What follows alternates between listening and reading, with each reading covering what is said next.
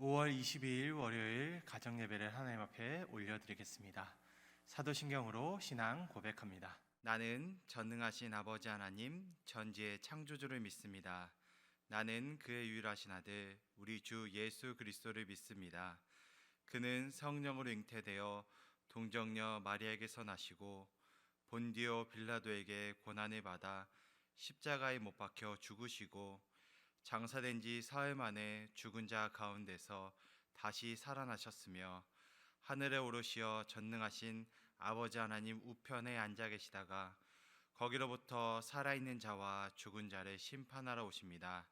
나는 성령을 믿으며 거룩한 공교회와 성도의 교제와 죄를 용서받는 것과 몸의 부활과 영생을 믿습니다. 아멘. 이 시간에는 광야를 지나며 찬양 나누겠습니다.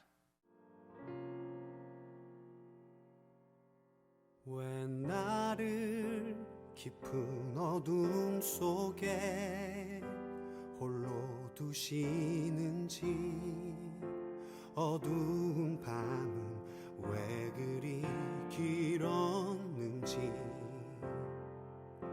나를 고독하게 나를 낮아지게 세상 어디도 기댈 곳이 없게 하셨네.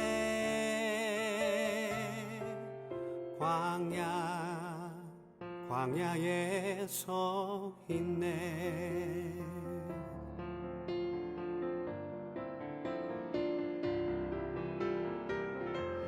주님만 내 도움이 되시고 주님만 내 빛이 되시는, 주님만 내 친구 되시는 광야.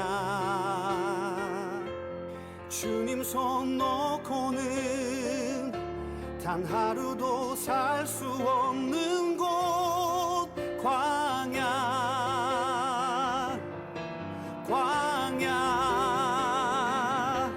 주께서 나를 사용하시려, 나를 더 정결케 하시려, 나를 택하여 보내신 그곳 광야. 성령이 내 영을 다시 태어나게 하는 곳,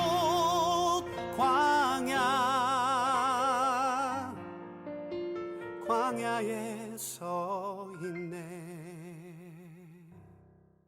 오늘 우리 가정에 허락하신 하나님의 말씀은 민수기 33장 3절에서 4절의 말씀입니다. 그들이 첫째 달 15째 날에 라암셋을 떠났으니 곧 유월절 다음 날이라. 이스라엘 자손이 애굽 모든 사람의 목전에서 큰 권능으로 나왔으니 애굽인은 여호와께서 그들 중에 치신 그 모든 장자를 장사하는 때라. 여호와께서 그들의 신들에게도 벌을 주셨더라. 초등학교 때 한 번씩 겪는 일기에 대한 추억이 있습니다. 방학 숙제로 내준 일기는 개학 전날 다 쓰여지게 됩니다. 매일매일 기록하지 않고 일기를 한꺼번에 몰아쓰다 보니 20에서 30일간의 이 방학 기간에 모든 일들을 이렇게 하루 만에 써내려가다 보니 그 일이 겹치고 또 단조로워지는 것을 경험했다라는 것입니다. 매일 똑같이 아침 일찍에 일어나서 밥 먹고 놀고 숙제하고 자고, 이러한 이 하루의 일과가 공식처럼 되어서 일기를 써 내려가는 것입니다. 일기는 매일매일의 일과 경험을 글로 기록하는 것입니다. 매우 주관적인 것이다라는 것입니다. 그런데 일기를 방학 숙제처럼 여기면 그저 매일이 일상이 반복되는 무료함과 지루함을 느낄 수밖에 없는 것입니다. 그러나 일기가 내 삶을 회고하는 시점에서 다시 꺼내어 읽어보게 되면 지나간 하루하루가 얼마나 소중하고 앞으로의 삶을 어떻게 살아가야 할지 다짐하고 새로운 소망을 품어 나갈 수 있게 되는 것입니다. 이처럼 일기는 우리에게 소중한 삶의 기록이자 소망의 근원이 되는 것입니다. 오늘 본문 민수기 33장은 애굽에서 모압 평지까지의 그 모든 출애굽 과정을 기록하는 데 있습니다. 이스라엘 백성들이 출애굽하여 여기까지 온 여정을 회고하면서 새 역사에 대한 기대와 소망을 품게 되는 것입니다. 인디언들에게는 이런 말이 있다고 합니다. 말을 타고 달리다 이따금씩 말에서 내려 자신이 달려오는 쪽을 한참 바라보아야 한다. 바로 이것은 휴식을 위한 멈춤이 아니라 행여 자신의 영혼이 따라오지 못할까 봐 걸음이 느린 영혼을 기다려주는 배려라고 하는 그 의식의 하나였다라는 것입니다. 그래서 더 나은 미래를 위해 지나온 길에 대한 회고와 성찰이 이 인디언들의 말을 타다가 잠시 멈추는 모습에서 나타나는 것입니다. 오늘 본문에서도 출애굽의 여정을 기록하는 가운데 이 기록은 바로 기억을 위한 기록이다라는 것입니다.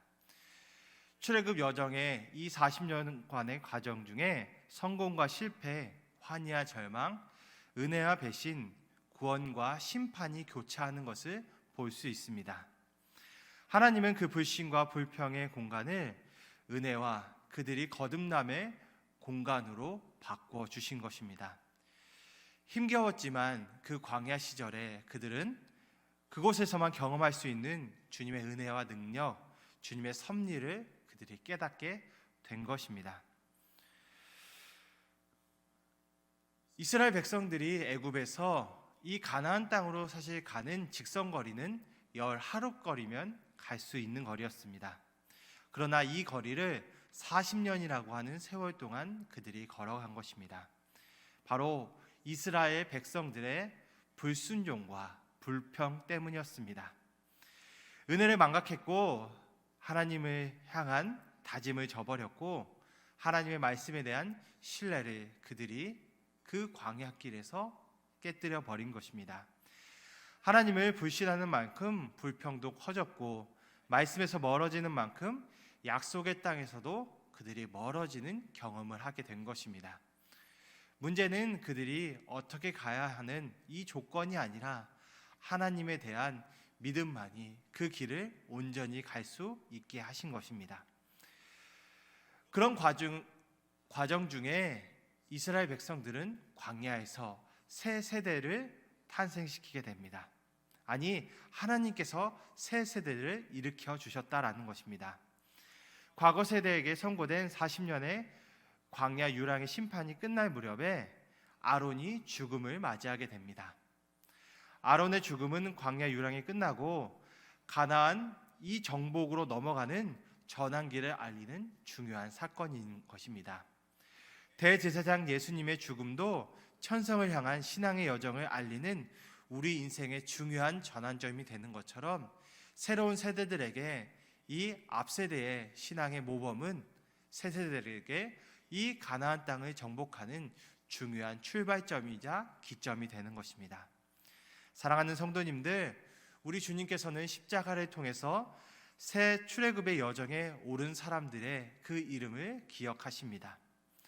주님이 동행해 주신 지난 시간들을 돌아봄으로써 이 앞선 그 기억을 하나님 앞에서 어떻게 살아가야 될지 새로운 신앙의 여정으로 바라볼 수 있게 되는 것입니다. 하늘을 두루마리 삼고 바다를 먹물 삼아도 하나님의 그 은혜를 다 기록할 수 없습니다. 광야에서 40년 동안 하나님께서 탄생시킨 순종과 하나님의 뜻에 합한 세대들이 이제 가나안 땅을 정복해 나갈 것입니다.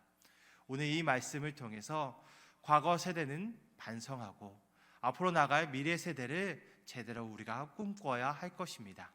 그것은 주님을 향한 신뢰와 신앙의 여정이 온전히 가는 것 속에 있다라는 것입니다. 오늘 우리의 믿음이 더욱더 주님 안에서 뚜렷해지며 주님 안에서 온전한 신앙의 여정으로 달려나가길 바랍니다.